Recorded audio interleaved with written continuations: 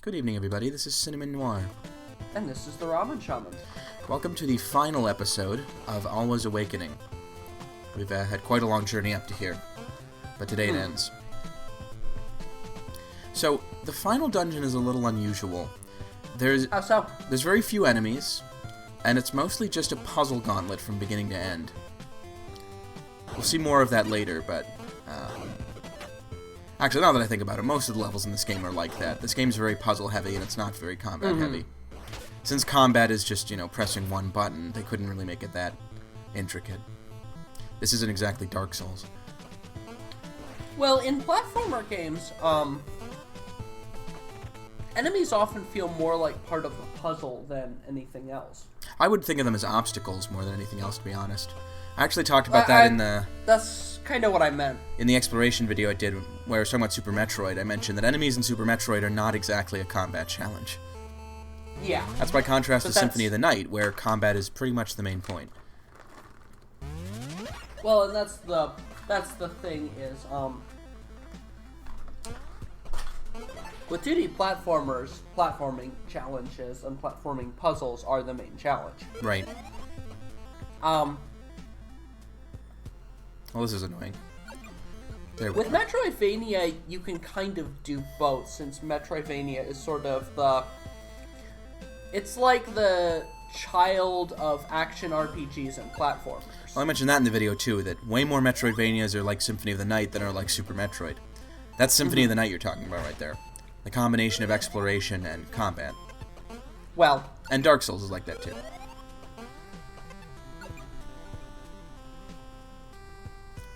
Yeah, and Dark Souls... I guess Dark Souls is kind of like 3D Metroidvania, although... I think of it as being like 3D Castlevania, to be honest. There's some surprising similarities. Anyway, so there are 6 levels to this place. Some people have said they think this is an increasing level of difficulty as it goes up, but the developers actually claimed that it gets easier as you go up. Which is interesting. I suppose it kind of depends a little bit on your perspective. What you think is hard and what isn't. That's true. I was going to say, actually, my primary experience with true Metroidvania is Salt and Sanctuary. Right. So basically Dark Souls. Yeah. Except in 2D, so basically Castlevania, by my rules. Kind of.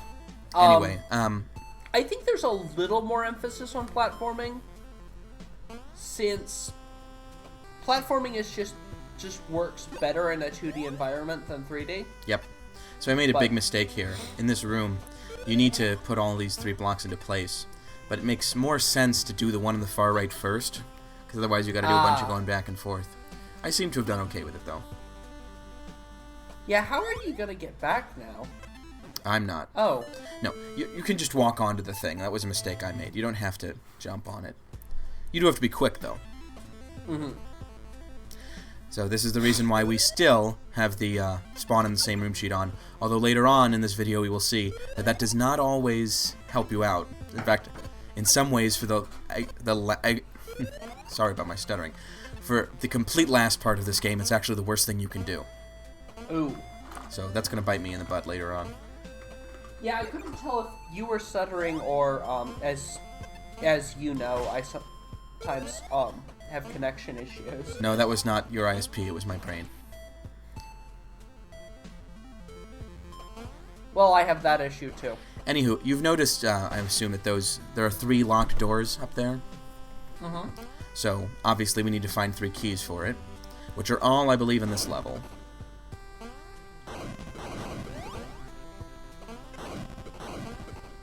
This room may be one of the reasons that they claim that it's harder on the bottom floor, because this is a pretty daunting challenge here. It is. But it's not too bad. They might have meant that you're more likely to die on lower levels, and the top ones, while they're a bit more devious, will kill you less often. But, deleting your progress is basically the same thing. True. Anyway, so this is one way you can do this. The problem being that then if you leave that block in that position, that you won't be able to use it to go back and forth again. So actually I'm wrong, you can't do it that way. If you do that, you have to do that last.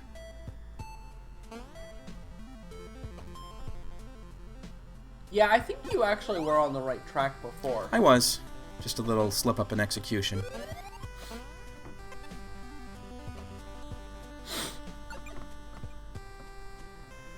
So how many games have you played where the final dungeon is like a puzzle dungeon?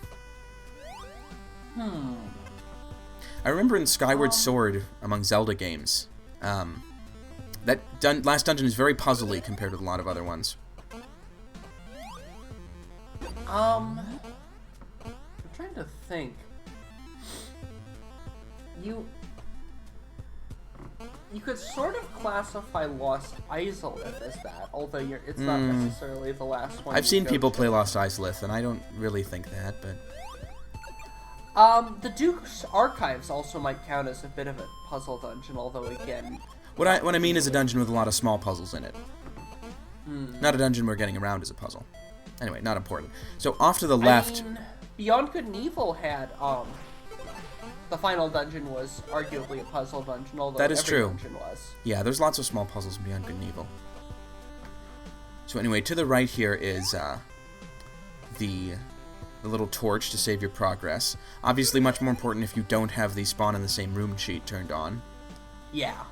Which, if you play this game the way it's intended, this final dungeon is extremely frustrating, because basically every time you get up to the next level, you need to take several risks in order to get to the torch. And the torch is designed in such a way that you can easily die on the way to it, which means redoing the entire last area, or floor. Speaking of annoying things, these characters, they are the most annoying enemies in the game.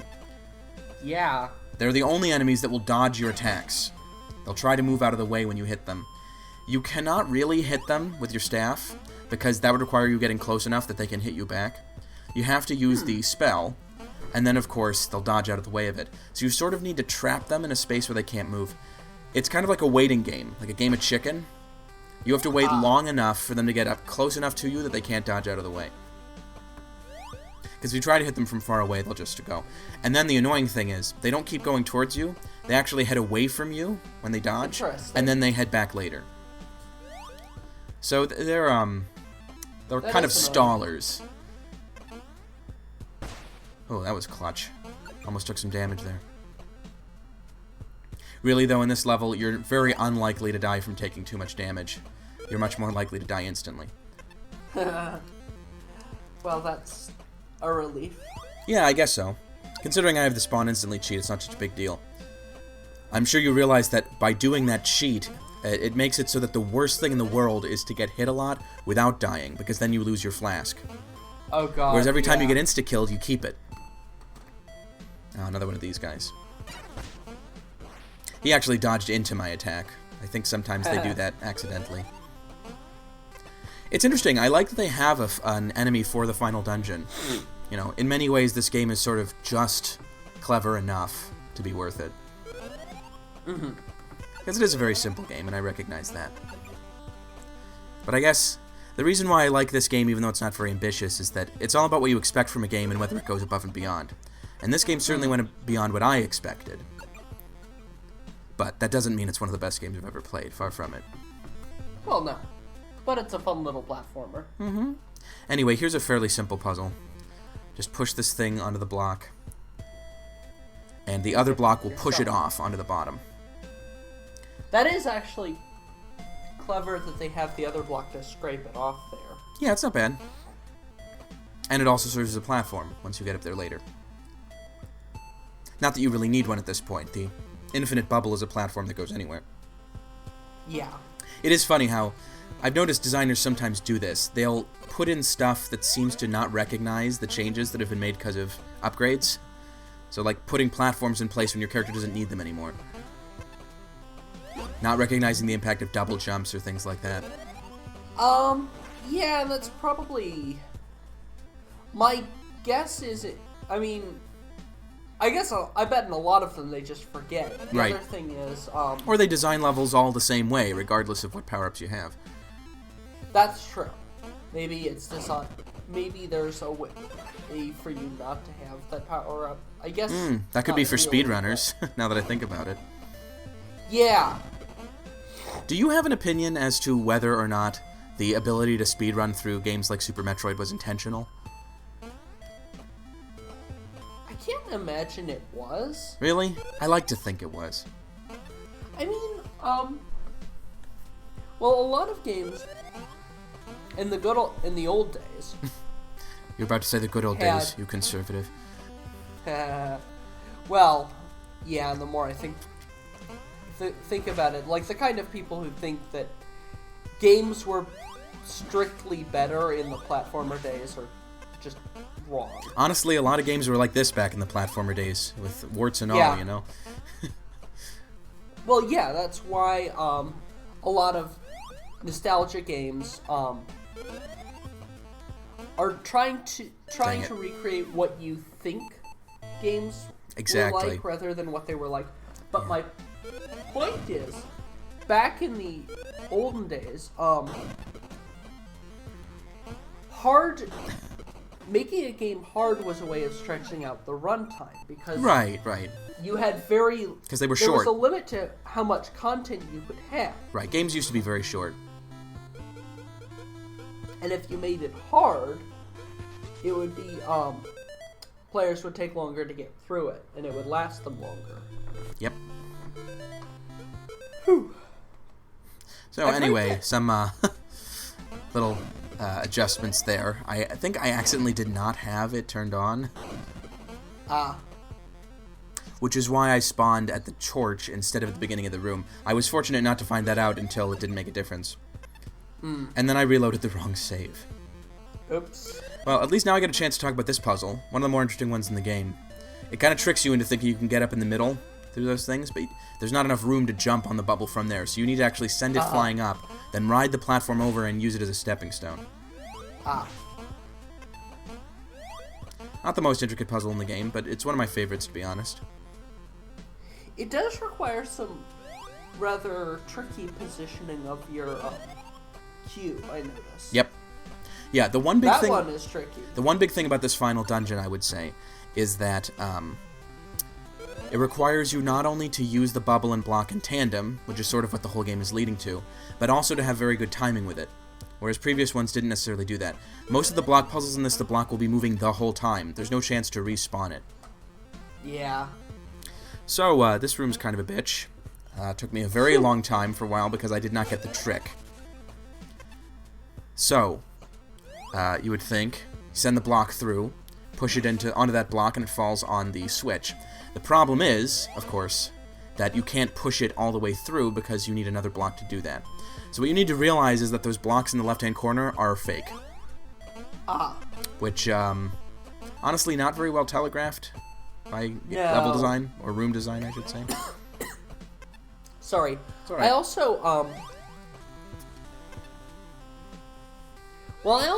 It also wasn't immediately obvious how you were supposed to get the brick in the top left out.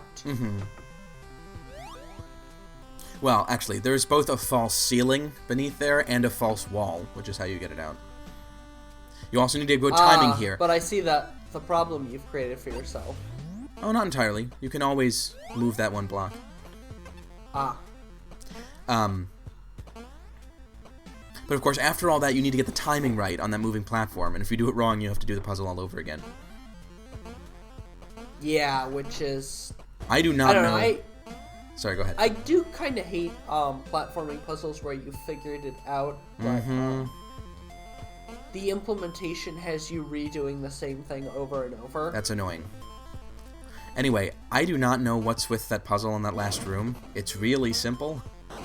But I guess it's just another chance to kill yourself if you're slipping up.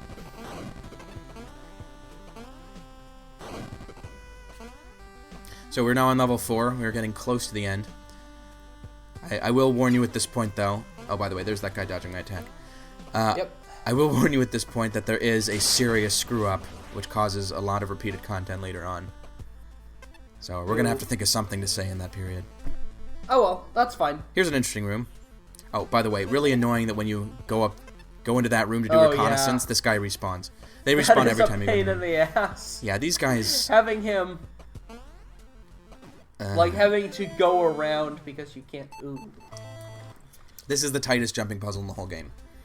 Yep. Gotta make sure to do little hops, but not too little. Actually, I say this one is, but it's like this whole area, because I think there's actually a worse one in the next room. Oh, God. Nope, I was wrong.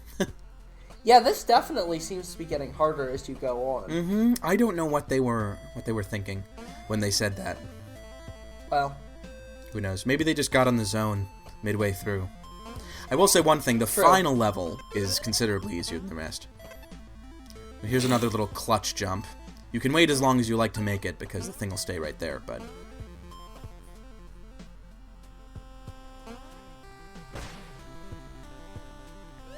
Anyway, here's another puzzle, requires some thinking.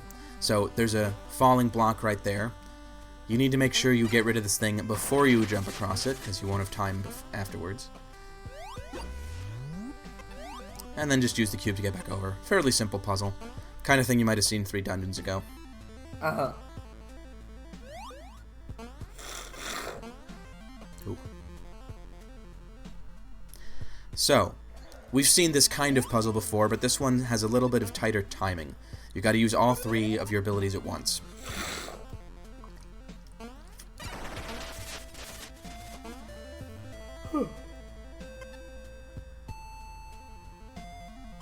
Ooh.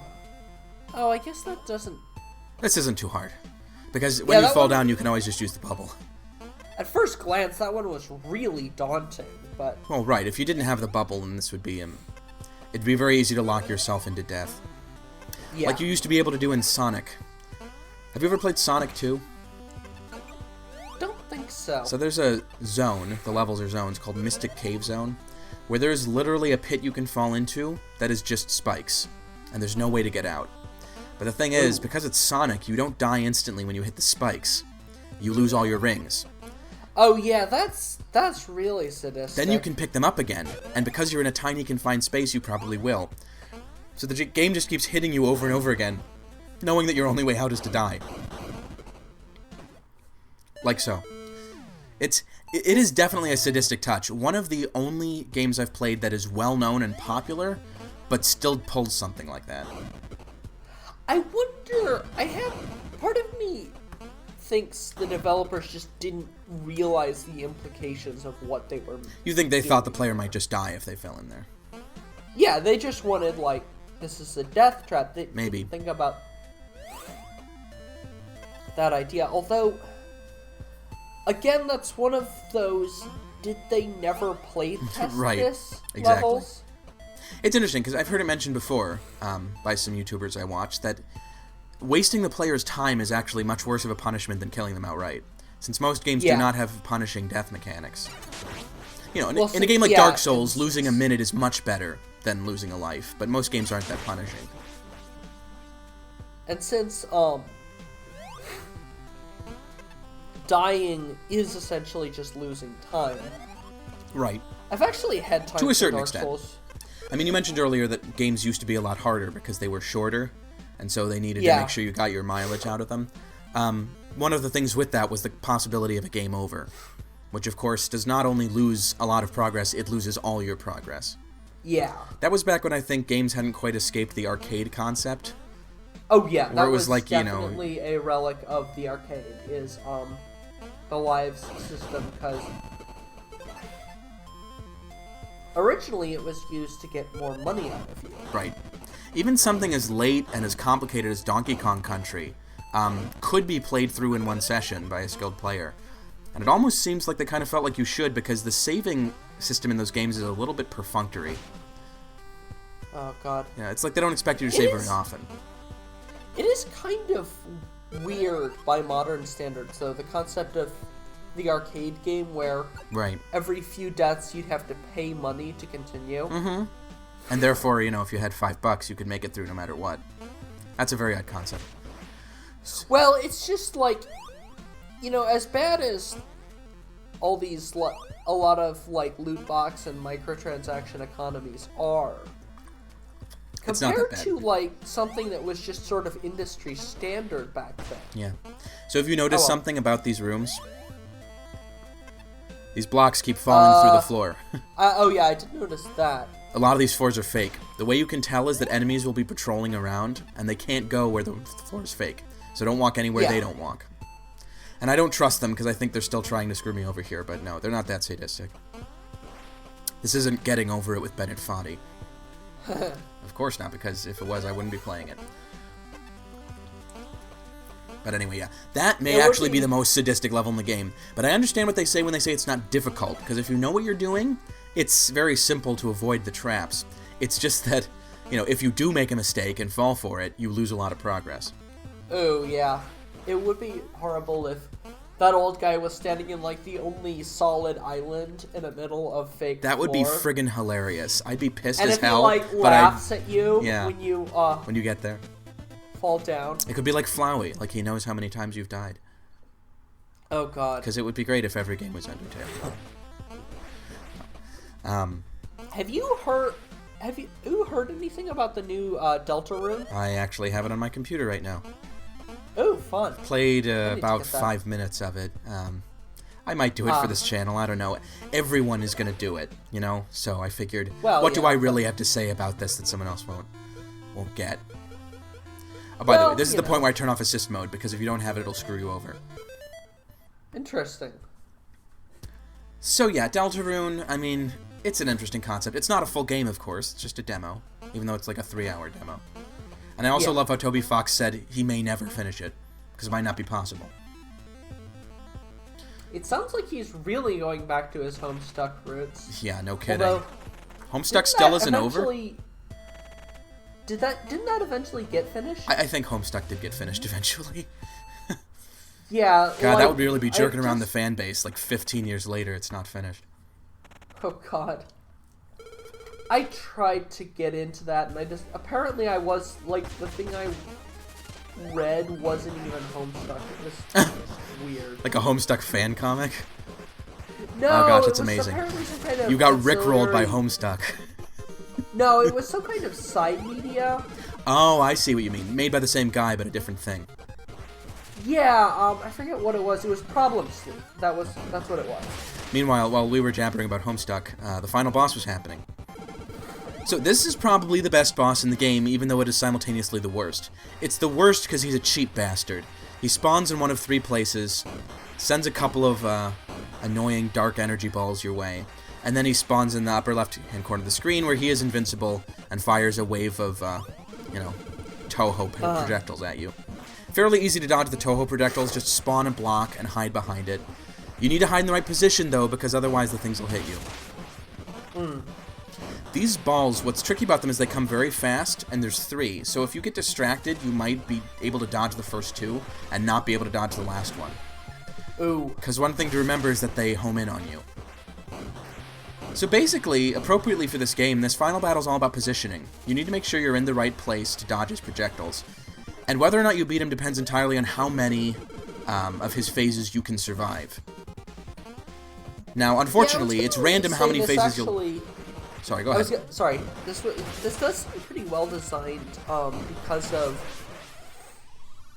the fact that you're sort of trying to maneuver around and avoid getting backed into a corner. Yes. The one annoying thing about it is the number of phases you're going to face is probably random, because it all depends on whether or not you're in the same place as him when he spawns. If you happen not to be, then it's really hard to hit him, and you'll probably take damage if you try to get over to hit him, so it's better to just leave it. By the way, apparently I was wrong about wasting time here. I actually beat him on the first try. I must have been thinking of my first run through this, which was absolute hell. Oh. Luckily, viewers won't have to suffer through it. Yay. I'm a great Let's Player. Yeah, I've had boss fights like that. And to show you how great a Let's Player I am, I don't know how to spawn the ending. I forgot what you did in this room. I figured since that was a torch, and like every other torch in the game you've activated by hitting it, you just hit it. But it didn't work. No, what you actually do is you press up in front of it, and then a beam of light comes in and kills you. Oh. Worst ending ever. Actually, I'm not even really kidding. This is probably one of the worst endings to a game I've ever played. I've done a game where, I'll just say it. It was Dark Souls 3. Yay! There's a boss where the boss fight doesn't start until you actually move up to them and talk to them. And then they hit you? And I didn't realize that. And the worst part is, I had summoned, like, at least one guy for this boss fight. Yeah. who couldn't get into the boss arena until I actually started the fight. Yep. And I had completely forgotten how to start it. So, and I eventually had to just dismiss the poor guy. This ending, complete Klonoa bullshit. You wake up in the same place where you started, and it was a dream or something, and you have to do the same thing. Terrible ending. Oh. Except in Klonoa, you actually do have, like, a real plot and good dialogue, and it's scary Does this have and cool. some kind of New Game Plus? Not to my knowledge. That would be interesting. I think this may be some kind of sequel hook, to be honest. If so, sorry guys, I do love your game, but this is the worst sequel hook I've ever seen in my life. Huh. So you can tell from all of Yeah. these ridiculous names that these people are Swedish. Like Thomas McCloskey and Prof. Sakamoto. That seems like a Japanese name. I'm glad to see Okay. Yoshio Sakamoto got some time off from Nintendo to help make this game. He's great. Anyway. I love Retro Spells Festivalen. I think that means they got help from a retro game fest. Yeah. I don't know if Spell means game, but I think it might. I know Spiel is game in German. Oh, it is? Oh, I didn't know that. Yeah. I thought Spiel just meant, like, you know, your spiel. Like Yiddish. What you have to say, you know?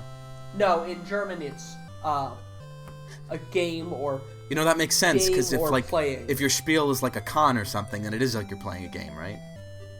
That is interesting. I never thought I about guess. that. Language time. There's always got to be one. It's just like the end of Icarus Proudbottom where we talk Spanish.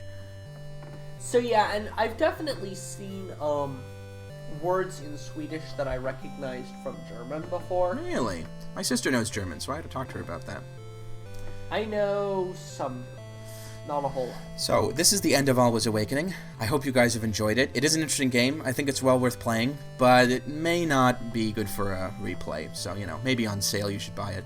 I bought it on sale. Probably good if you're a platforming fan. Definitely. Anyway, good night, everybody. Good night, everybody.